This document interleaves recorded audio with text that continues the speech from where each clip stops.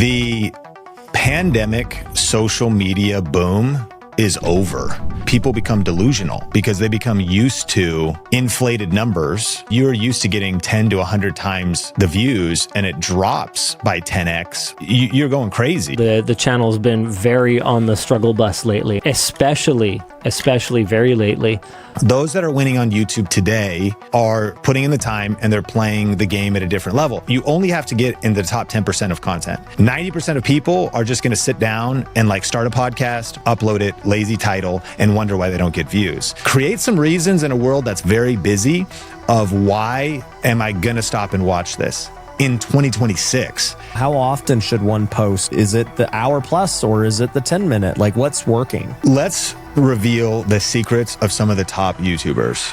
You got to just press record. YouTube. I actually hit you up a few weeks ago. One of your videos popped up on my feed and I was like, hey, like, what do you think is really happening with YouTube now? Because I'm personally noticing organic reach is harder to get. It takes way more effort with more competition. And then I saw you put out a video talking about this new report that YouTube just dropped and what YouTube's looking for. And so I want to just dive into that because, you know, a lot of us don't have time to read it. They would rather listen to the expert give their opinion on it. Yeah, I mean, I think that YouTube is an interesting place right now. I think, you know, here's the big idea. The pandemic social media boom is over. Like there was, just like in real estate, a social media bubble, and that bubble is gone. I mean, you want to get in during the wave, you rode that wave. Yep. Now, what that doesn't mean is it doesn't mean that there's not opportunity on YouTube. It doesn't mean that there's not opportunity on social media. I think what also happens is people become delusional because they become used to inflated numbers. And so if you're used to getting 10 to 100 times the views and it drops by 10x or 100x, you're going crazy. You're like, is this even worth doing anymore? Yeah. So then what's kind of interesting though is it's kind of like drugs. There's a reset. And if you're resetting your dopamine back to a baseline of, in a way, health, if your numbers were 100,000 views a video and then you drop to 10,000 views a video, you might say, man, like, is this worth doing? But it could be a reframe. Well, what are those 10,000 views of video worth? How are you stewarding those 10,000 views of video? Put in perspective the 10,000 views you were getting. Now, I know a lot of listeners might be like, dude, I'm getting like 7 views. Do I get into the content game? So we have a lot of strategies for that. But I think that's the big thing is I think a lot of people started in 2020, 2021, 2022. There is increased competition. And then there's the division of attention. Attention is just being more divided to short form, long form as well as doing well, but people are watching more channels. A lot of people popped up. I mean, you also are guilty of creating a lot of competitors. You helped a lot of people start social media. That's literally my job. I'm like constantly putting myself out of business because I give away all my YouTube secrets. And then, you know, how many other YouTube educators are there? There's like 1,000. We've done like a light research on it, you know, but there's probably more than that. But I mean, like that we could find. And so what's interesting though, is I would say that future is still bright. YouTube Shorts get 200 billion views a day. That's 4x more than TikTok. But YouTube Shorts are exploding. And while this is all happening, though, YouTube is printing gold play buttons left and right for creators, especially in YouTube Shorts. Our mutual friend, Pat Flynn, started a YouTube Shorts channel, and in 199 days, got 2 billion views, got a gold play button, and made $128,000 from ads on YouTube Shorts. YouTube Shorts are blowing up. And then people are also starting new long form channels and they're doing well as well. And, you know, I think probably what's really important to your audience though, is how many customers do you actually need?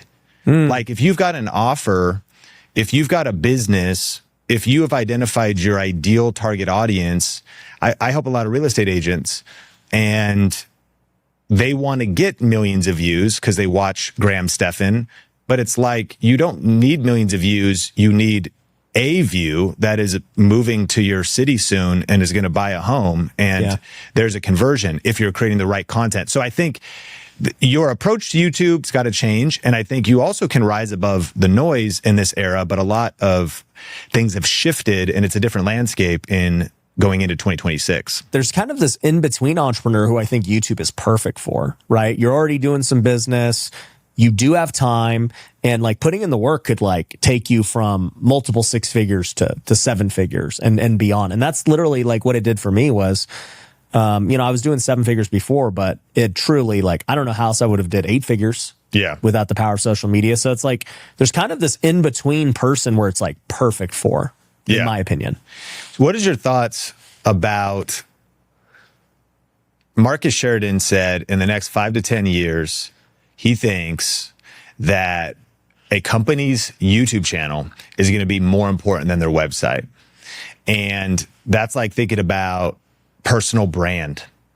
In a world where you have coaching offers, you still do. Like in a world where getting information could come from AI and come from low cost Udemy $37 real estate course, are people going to keep doing business with you? I've thought about this a lot because clearly, I mean, AI is affecting every industry, not just educators, but lawyers and engineers and all these things. A personal brand. So I see a couple of things. To answer your first question, is a YouTube channel more valuable than a website? Yes, like easily, because anyone can just go build a landing page and it's like totally not hard. I even had this debate just now about domain names because we were trying to go get a domain name and I'm like, do I really want to pay this much for the domain or do I want to just get the dot something else? And I just chose the dot something else because it's just, in my opinion, not that important anymore. Because people are just going to click the link in your bio. They're going to click the ad. Nobody like searches ryanpineda.com. They just would search Ryan Pineda. So for sure, I think the channel is more valuable. But as far as the value of education, I think it's worth nothing. I think, and I've been saying this for over a year, if you're a course seller or a guru or whatever, it's just slowly becoming worth nothing. And I just look at the history of it. It's like, dude, people used to sell $1,000 courses, 7 years ago. Yeah, right. You ain't selling $1,000 course anymore. Yeah. Then, there was group coaching, and group coaching was $10,000, $20,000. Like, dude, people don't want to pay for that anymore. Yep. So, then what becomes left? If there's so much amazing content on YouTube, so many amazing podcasts like this, the education's not the hard part anymore. Yeah. Like information is free. Chat will tell you. Then where do you derive value? And in my opinion, it comes from two things as far as being like an educator. One is providing the services that they're going to use regardless. So for us, we do this on the real estate side through lead generation, through CRMs, softwares, and lending. So we give them all the things they would buy anyways. Yep. And then the education's like free. Sure. And then the other side of it would be, I guess there would be three things. So the second one would be implementation. So you actually do help them implement it. It's not like, I'm going to just teach you. Right. Hey, we're going to work with you. I'm going to look at your thumbnail, your title, whatever. And then the third would be experiences. And I think experiences are what's really going to grow. Mm-hmm. That's why I started our new golf mastermind, because I'm making a big bet on that. The level, and this, if we take this all the way back to practicals for anybody that wants to grow a YouTube channel, the word that Gary Vaynerchuk used when he spoke at Grow with Video Live this last time, our virtual summit, was he just said it takes more rigor now. Like everything I just described is like, what does rigor mean? It means split testing 3 thumbnails, split testing titles. Like when we title our podcast and we go into, we call it a title crew. It's basically like a title brainstorm. Kyle, Drea, Takashi, our thumbnail designer, Steph, our thumbnail editor, myself are all on Zoom, and we open up Milanote, which is a workflow.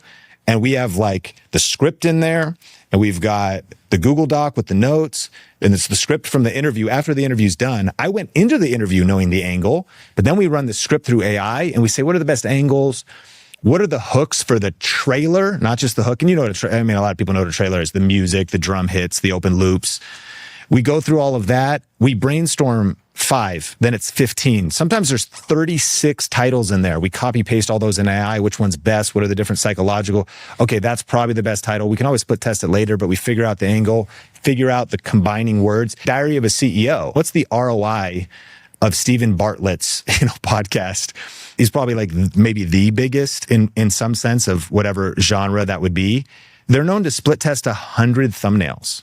3 different looks with 30 different quotes on each of the looks of the guests or the 2 guests, and doing like paid ads. There's interviews with his creative director, and there starts becoming the individual. His whole thing is like 10 camera angles. They shoot for 3 hours, but edit it into an hour and 45 minutes. For the end user, the whole middle should be cut out and the continuity of the whole episode.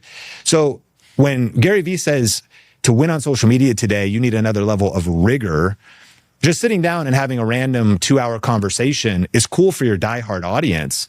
But Diary of a CEO is split testing 100 thumbnails and trimming the fluff and optimizing the beginning and like thinking about the viewer audience retention through the entire episode. It's a whole different level of rigor. And it turns out that those that are winning on YouTube today are just putting in the time and they're playing the game at a different level. I actually do not think that this is inaccessible for your average person. I just think the average person has to count the cost if they're willing to do the work, because competition is highest on YouTube for lazy content, but you only have to get in the top 10% of content. 90% of people are just going to sit down and like start a podcast, record for an hour, turn it off, upload it, lazy title, and wonder why they don't get views. And if you go into the 10%, it's just you go in with an extra level, and is the stuff you were doing. It'd be coming back to that, but you don't have to do it. You delegate it. Like, who is architecting hooks, titles, angles?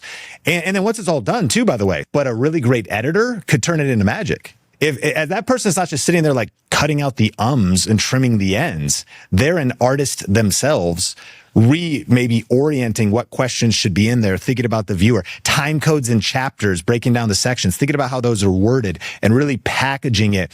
You could even get a host.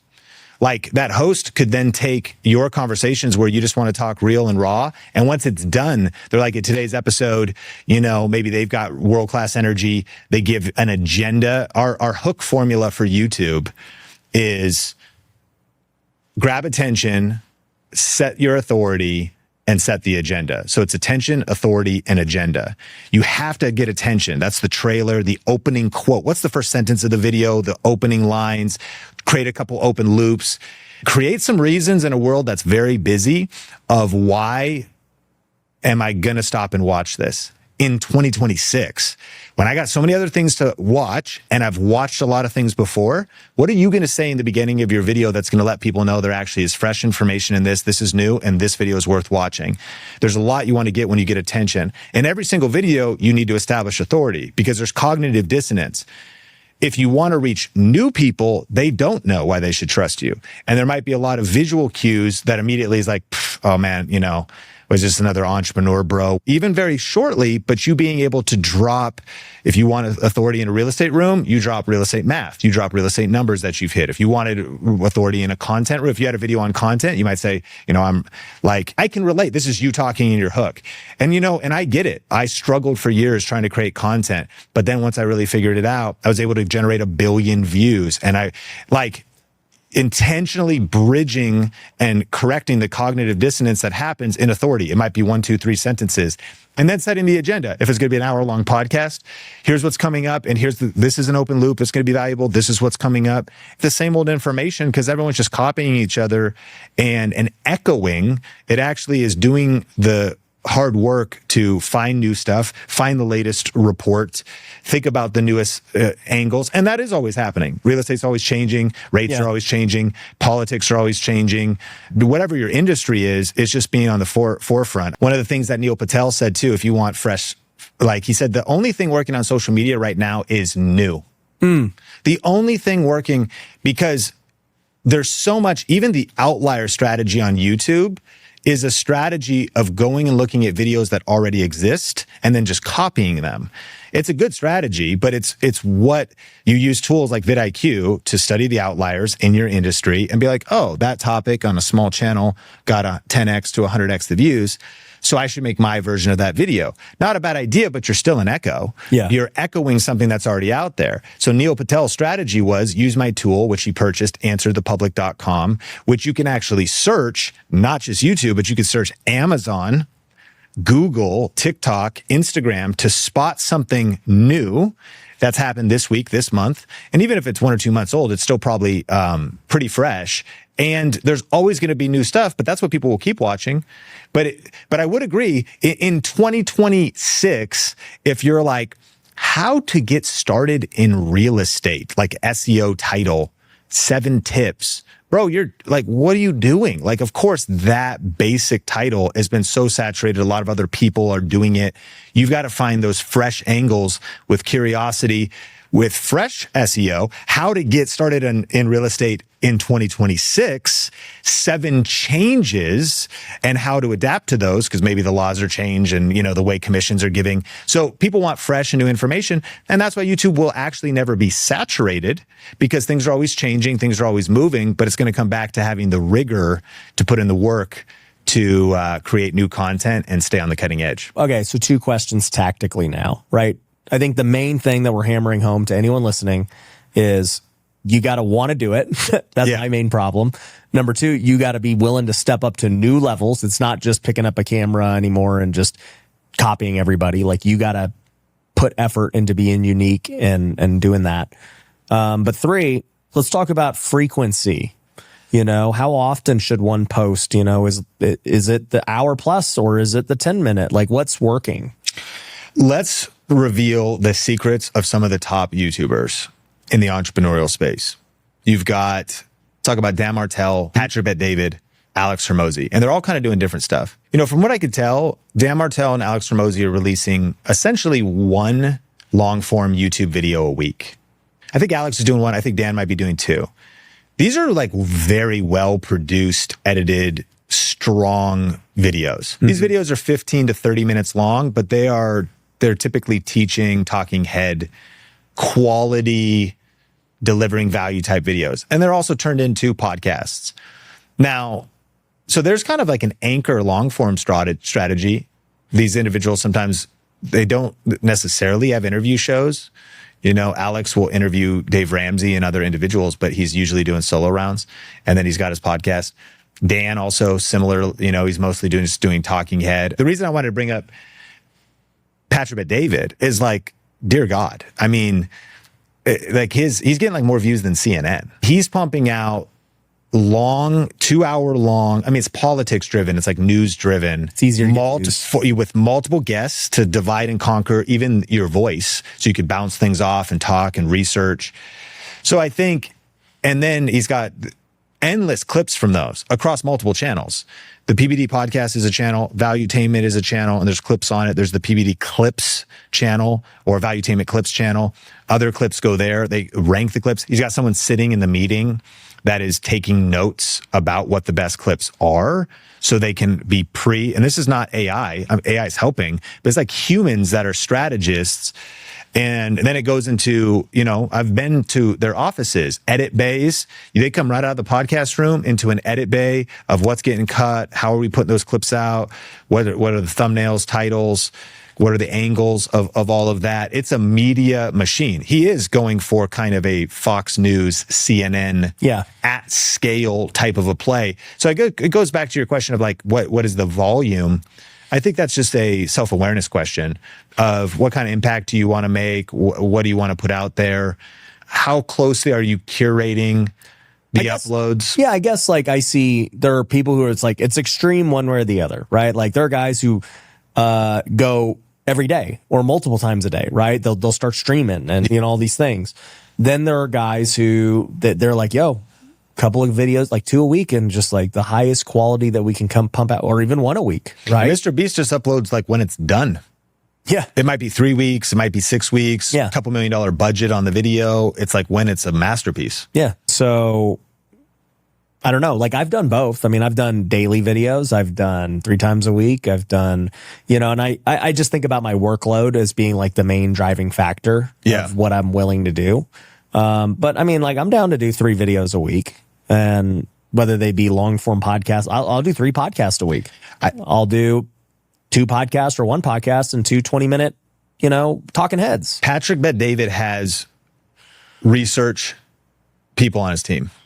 Yeah. I still just think this comes back to who's waking up thinking about this. Who do you think is the most valuable person on the team? Of a content team? Yeah. Well, the strategist. That's what I think. That is the rarest. Yeah. The actual and strategy has like levels to it. Yeah, You might so get to that person who's starting in deep research, finding these topics, figuring out from the beginning what the heck we're going to even film. Yeah. And also, I think strategist and creative leader, which is interesting because leading creatives, that's one of the powerful threads that Caleb Ralston has been putting out on his channel and whatnot, is this idea of how to lead creatives. So that core leader that just gets the big picture, gets the strategy, is a good leader, and knows how to lead a creative team. Because you also want the best creatives on your team. Yeah. But creatives, like anybody else, comes with strengths and weaknesses. So thinking about, I mean, who cares what hours they work or, what their workflow is if they're able to just, that the leader is able to get the final product out of them. And so I think that's a unique skill set. It's a creative leader, really a brand builder that also then can go all the way. They've clearly been in the trenches. The reason they've earned the respect and have those insights is they've sort of done the pieces. And by the way, I mean, I would certainly possess some of these skills as the, founder leader of Think Media. And I've been through all of those different steps. So whether it's like the leadership dimension, I've been behind the camera. I still know how to operate a camera. I understand workflows. I understand editing. I understand their pain points. And then I'm also on the front end. I expand into reading, psychology, hooks, communication. It's a multiplicity of skills. So if we were putting out a job description too, for the level you're at, yeah, this person's 10 years of experience. You know what's interesting too, is there's a lot of young guys that have that, meaning they're 23, but they started at 13. Yeah, my first channel was at 13, uploaded 55 videos. I've been obsessed ever since. Like I've been in it. I started, my first side business at 16 and a half. They maybe worked for one or two other people. So they actually might be young, but I think 10 years of experience would be the person that you need on your team. As a strategist. And there's plenty of people that have 10 years of YouTube's years old as a platform. So if you were ranking the top priorities, right, the strategist is going to pull the biggest lever out of all this, right? Yeah.